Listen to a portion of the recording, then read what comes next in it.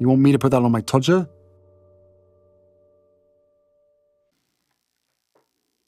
Harry's wife, the seduction of William.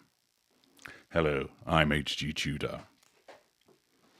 Narcissists seduce. Those of you that have been involved with the narcissist know this all too well. We seduce people to become our friends, praising them, being fun around them, doing favors for them, drawing people in so that we establish a friendship predicated on something that isn't really there. Taylor Swift has repeatedly been accused by people of drawing them in, creating friendship, and then leaving them to one side. Angelina Jolie has similarly been accused particularly in her teen years, of how she would draw people in to be friends and then cast them to one side. The narcissist also seduces within the family. I don't mean in an incestuous sense, but the fact that often the narcissist will have a favourite, a golden child, for example, but it might also be a golden sibling or a golden parent, where they treat that individual well, praising them, doing things for them, behaving themselves, portraying that they are the best relative that they could have. The narcissist will seduce with regard to a neighbour, a colleague, a boss. It's all about drawing that person in so that control can be obtained over them, that their responses provide fuel, and potentially opening access to those character traits and residual benefits. The narcissist is blessed with an array of benign manipulations that are used to bring about the seduction. Flattery, bribery, benign triangulation, comparing you favourably with other people, for example. Exhibiting false compassion for you, false understanding of your problems, being supportive with regard to your vulnerabilities.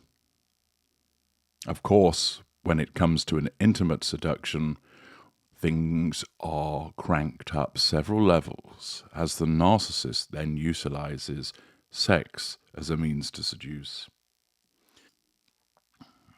Often, but not always, the narcissist provides huge amounts of sex. Many narcissists are hypersexualized, and thus not only are you treated to a frequent amount of sex, but it's often of a high quality. As I say, not always, but often the case. And thus the victim is blown away by the passion, the willingness to do certain things, the intensity of the engagement, that they're left believing, wow, this person is completely into me, can't get enough of me, almost wants to devour me. It makes the victim feel wholly special. And thus, the narcissist seduces. The narcissist seduces friends, family, neighbours, colleagues, bosses, underlings, lovers, and those individuals that then become boyfriend, girlfriend, spouse, etc. Seduction is one of the major methods that a narcissist uses to bring an appliance under control. The narcissist does this also because the narcissist's delusion is that they see everybody as a potential target because they believe that everybody is hugely interested in the narcissist. This magical thinking manifests whereby the narcissist believes that everybody wants to be friends with them, everybody thinks that they're wonderful, and, dependent upon their orientation, that those individuals always want to sleep with them. So for Harry's wife, she believes that all women admire her and want to be like her as the brilliant bananitarian that she is, and that all men want to slip her a crippler. That all men want to take her to bed because she is so radiantly irresistible. This means that the narcissist is compelled through this belief and a particular skill set of manipulations to seek to seduce people, to bring them under control. The narcissist doesn't care about existing relationships. Harry's wife doesn't care about the fact that Prince William is married to Catherine. Indeed, Catherine is seen as an unnecessary obstacle, and as the nemesis, nothing would give Harry's wife greater satisfaction than pulling William away from Catherine. Harry's wife does not recognise the boundary that means that he's meant to be off limits.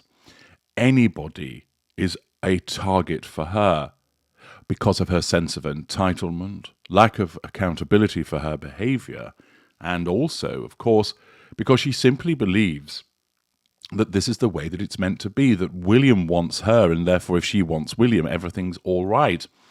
She doesn't care for the fact that she'd be cheating on Harry. Harry deserves it. Harry has been a bad little appliance. Harry hasn't done what he ought to have done, and therefore he is either not thought about, or if he does pop up on the radar, well, it's too bad for him. He should have looked after her more effectively, done X, Y, and Z. When the narcissist has somebody in their sights, the narcissism is essentially always whispering, go for it, make them yours, you deserve them, they want you, they need you, you must be together, make it so. There's no, oh, hang on, I shouldn't be doing this, after all, I'm married and he's married. That's called a conscience, and the narcissist has none. We know that the Princess of Wales really doesn't like Harry's wife.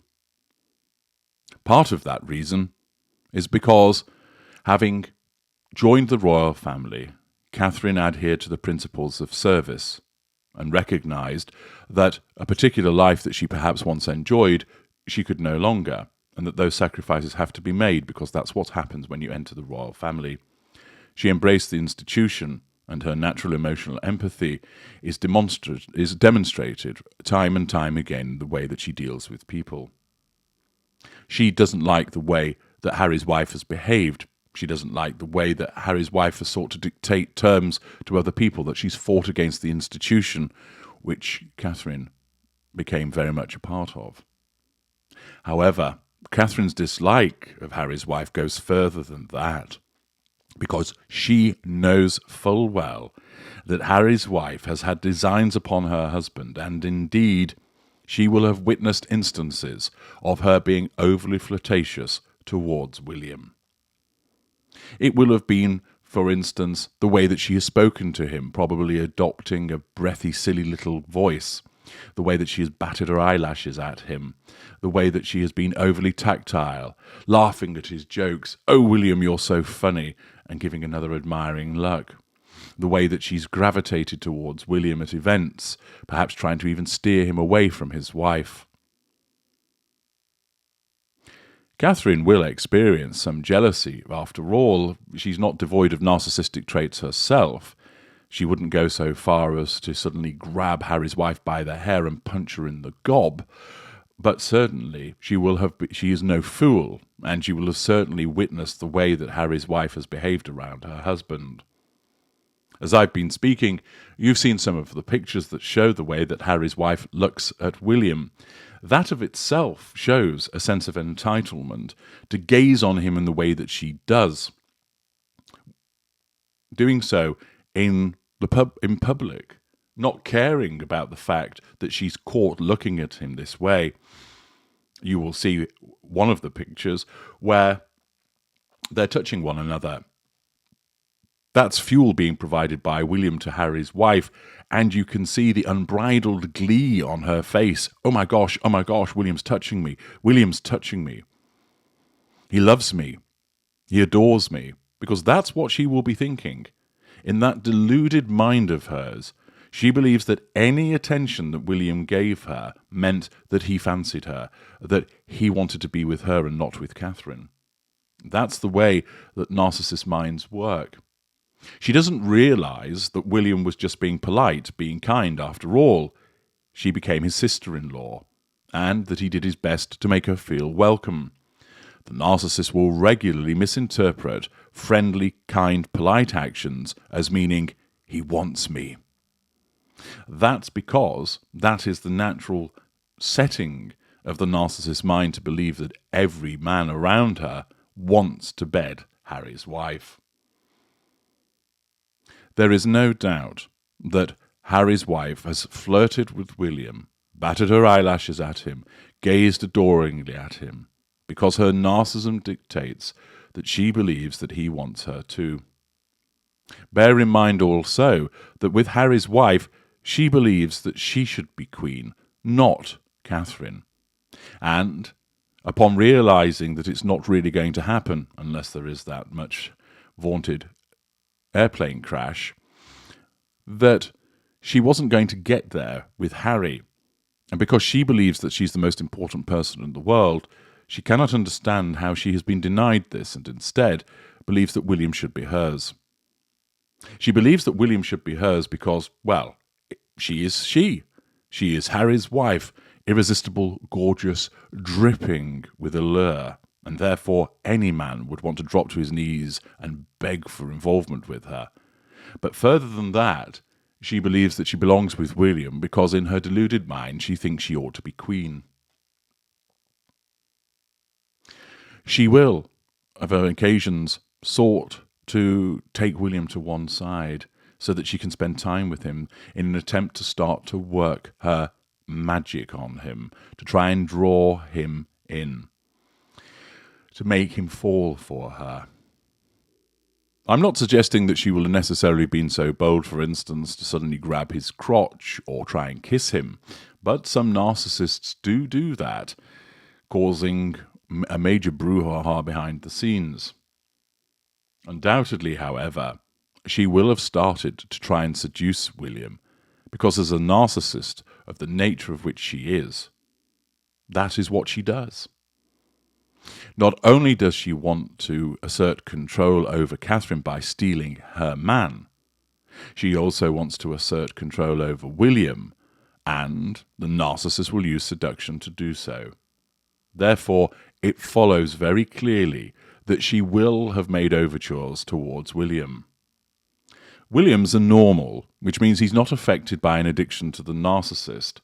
Normals, of course, can be seduced by narcissists, but in this instance, his politeness, his fidelity to his wife, and as time went on, his recognition that he didn't like Harry's wife's behaviours, came together to ensure that whatever she sought to do, he was not interested. Initially, he showed kindness and politeness towards her for the reasons that I've explained earlier. Hence, you see in the photograph where he's touching her and talking to her. But as time went on, he got the measure of her and undoubtedly will have been displeased by her flirtatious attempts to try and worm her way in with him. We all remember the incident at Christmas when he fiddled with his scarf to avoid having anything to do with her. That demonstrates very clearly that by that stage she had attempted to seduce him and had failed because he didn't want anything to do with her. He recognized that she was a troublemaker. He probably didn't realize that she was a narcissist back then, but he certainly realized that she was out of line. And of course, William has his fidelity to his wife also, despite the scurrilous rumours that are put about concerning him having an affair. The fact is, Harry's wife will have sought to seduce William, and she will have done so by making eyes at him, by being overly tactile, by currying favour with him, by flattering him, by trying to spend time with him. At first, initially, William will have been polite in the way that he'd responded, but over time, and quite possibly as a consequence of Catherine's observations about Harry's wife's behaviour as well, he recognised that there was something not right about her, and that her attention was too much. She wouldn't recognise the boundary of the fact that she's with his brother. She wouldn't recognise the fact that it's bad form to be flirting with the other brother. She wouldn't recognise that it's out of order to be flirting with somebody who's actually married, because she's interfering in that relationship. She can do all of those things because of her absence of emotional empathy, sense of entitlement, and lack of accountability for her behaviours. She sought to seduce William. She failed, and now he completely keeps his distance from her. I'm H.G. Tudor. Thank you for listening.